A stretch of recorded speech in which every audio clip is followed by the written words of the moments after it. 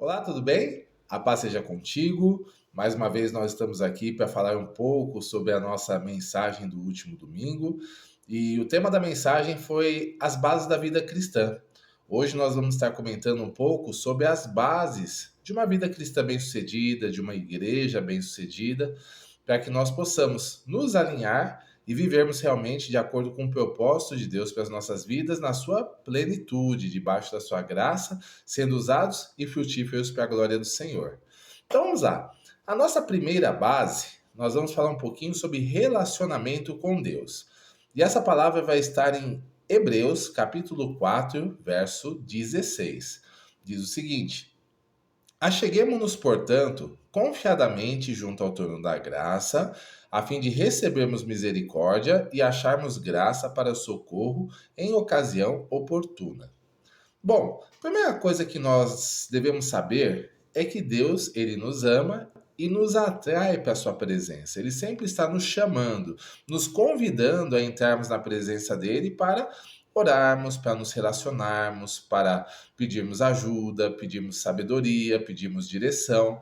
E dentro desse processo, ele vai juntamente conosco, nos guiando intimamente durante a nossa jornada de vida, para que nós realmente possamos desenvolver um relacionamento de confiança com Ele e vivermos debaixo da sua bênção, debaixo do seu propósito, e também tendo a certeza do final da nossa jornada de nós encontrarmos a salvação e encontrarmos a vida eterna.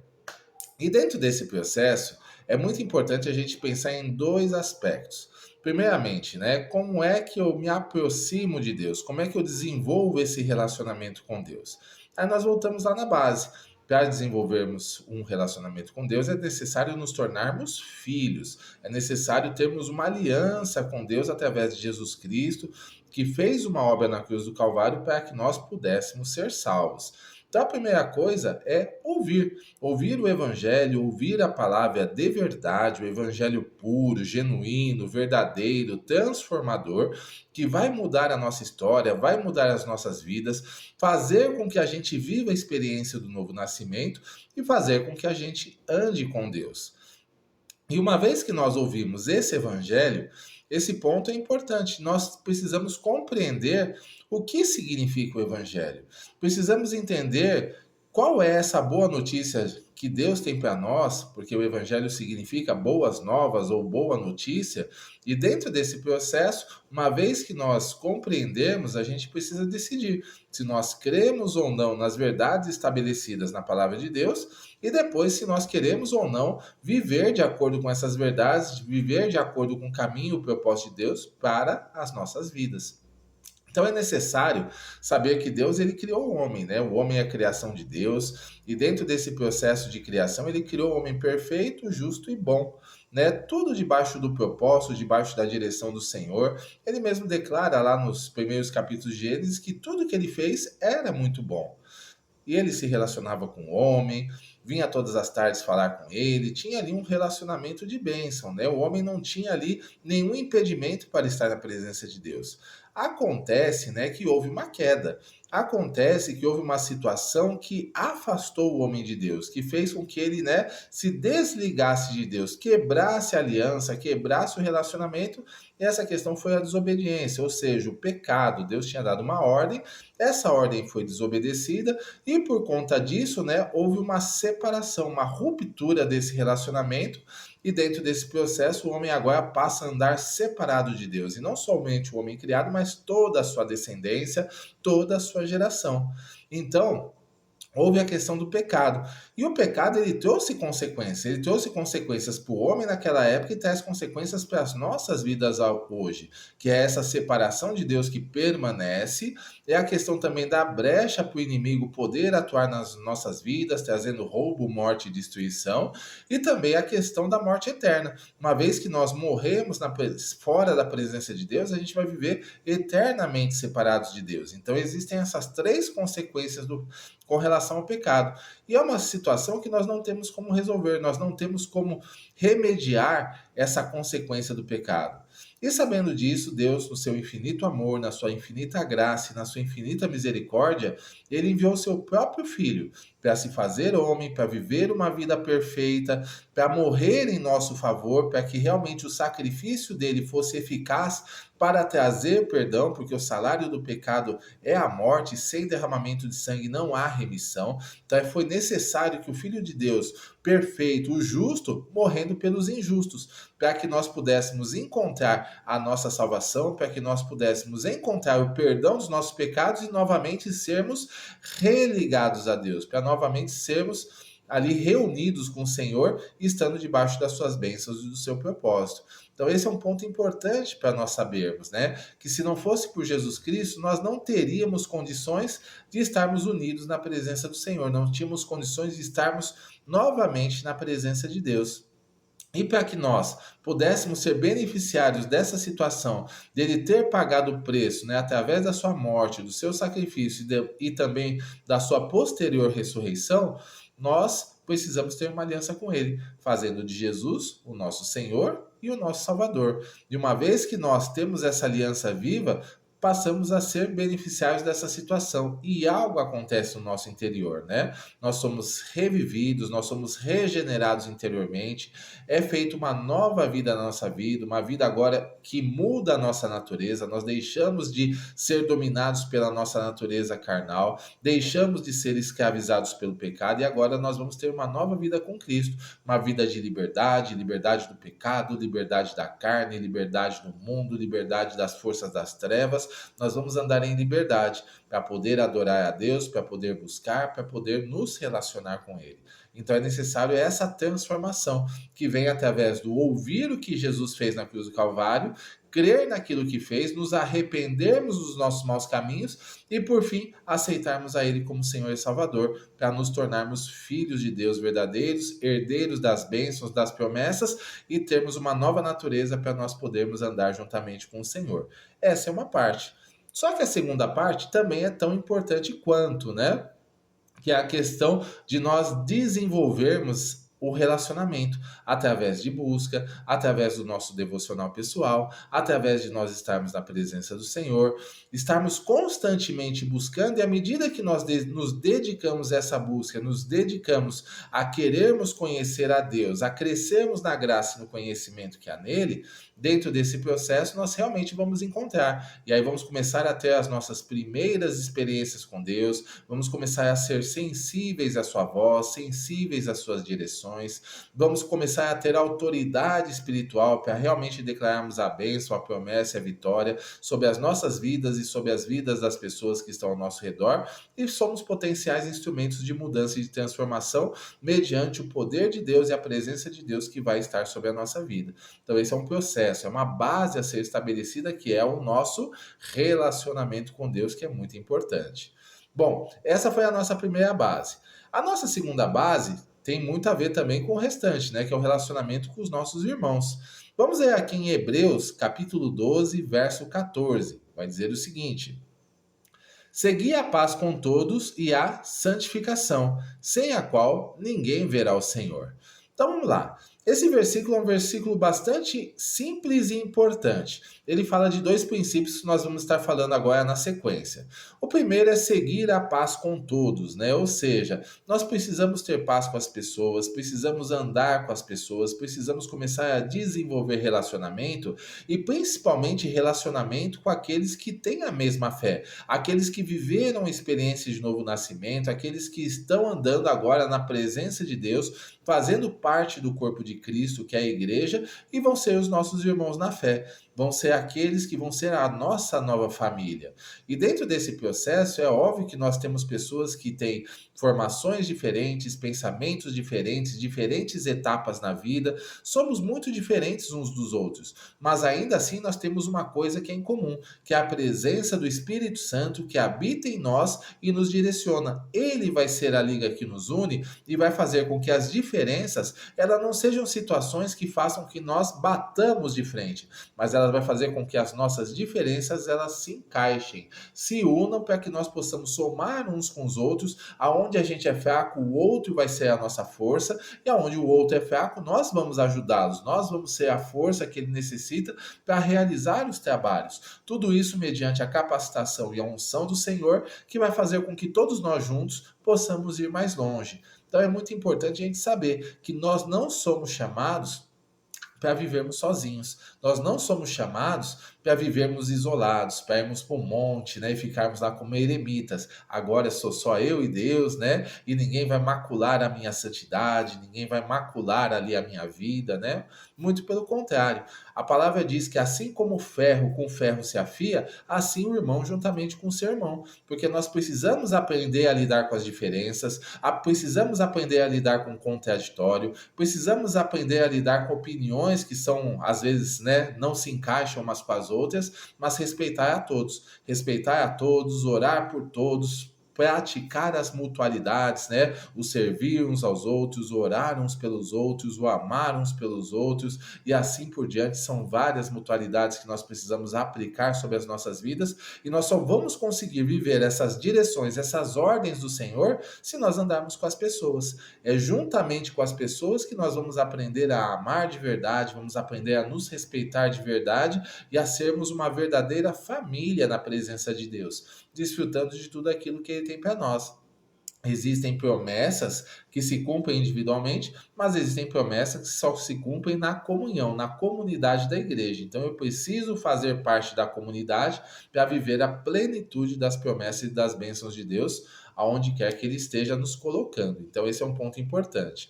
Ainda dentro desse versículo de Hebreus, ele fala também que nós devemos seguir a santificação, sem o qual ninguém verá o Senhor. Então nós falamos do primeiro pilar, que é o nosso relacionamento com Deus, o segundo pilar, que é nosso relacionamento com os nossos irmãos, e o terceiro pilar agora é a nossa santificação, ou seja, né, a nossa transformação. Nós sabemos que nós temos uma bagagem, nós viemos de uma histórico, né, que fez com que a gente chegasse até aqui. E muitas vezes nós aprendemos e praticamos coisas que são contrárias à palavra de Deus.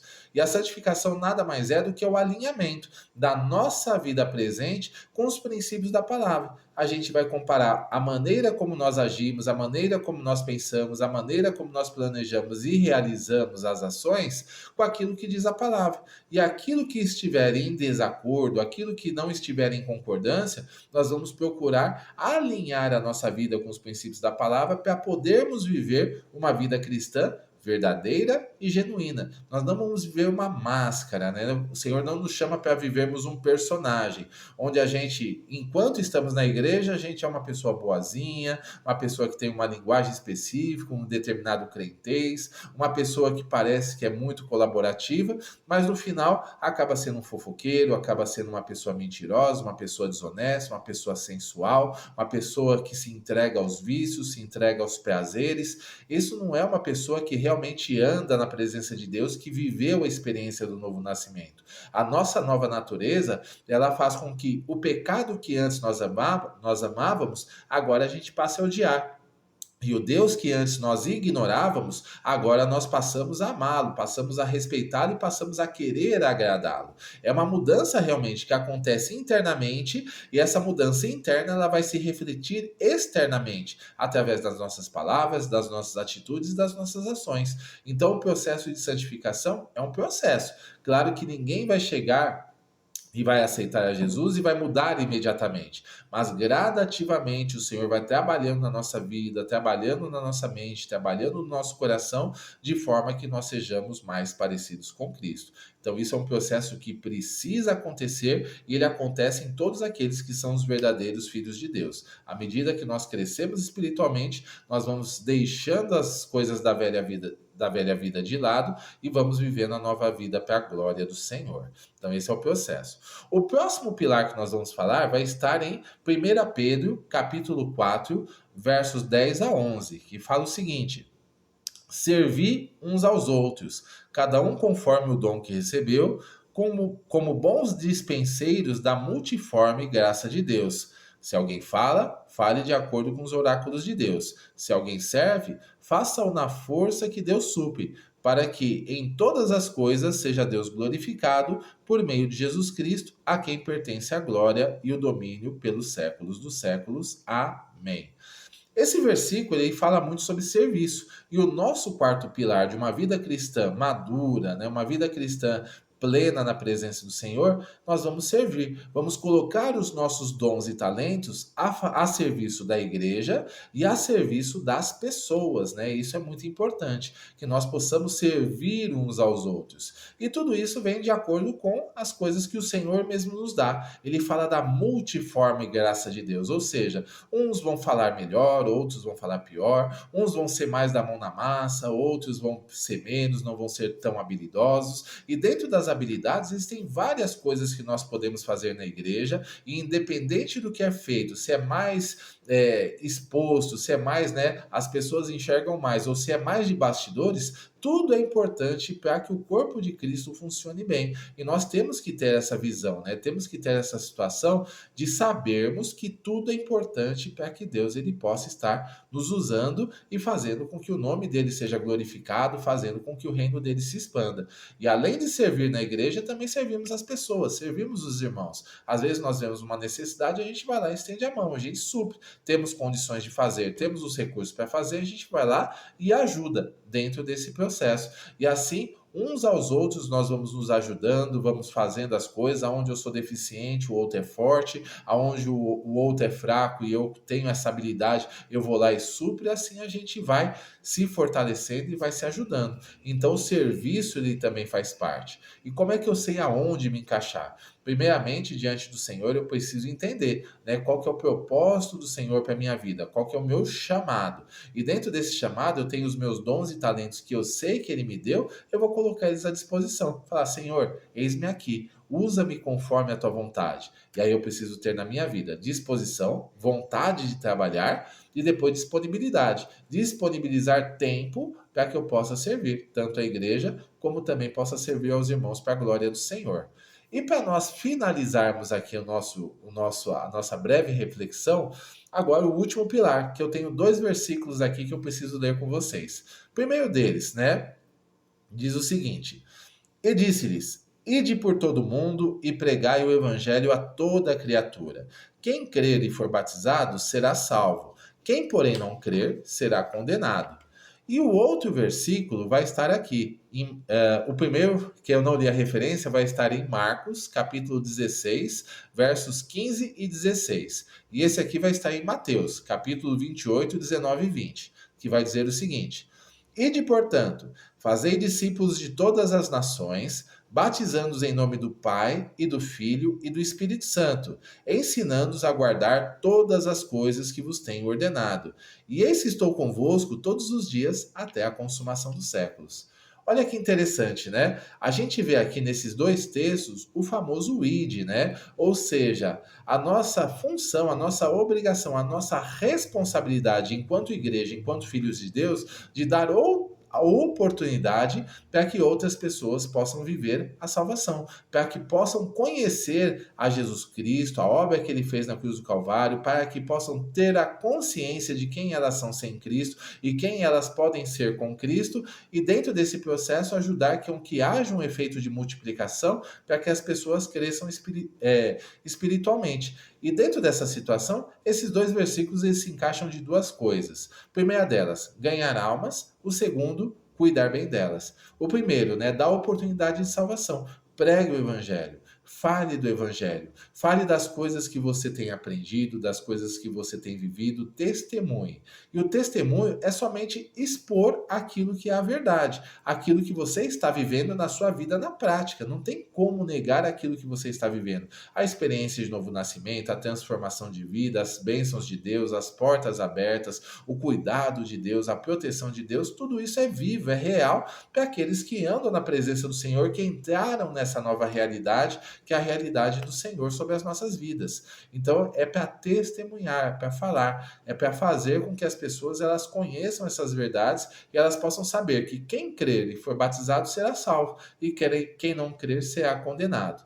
E desses que creem, eles precisam crescer espiritualmente, eles precisam ser cuidados.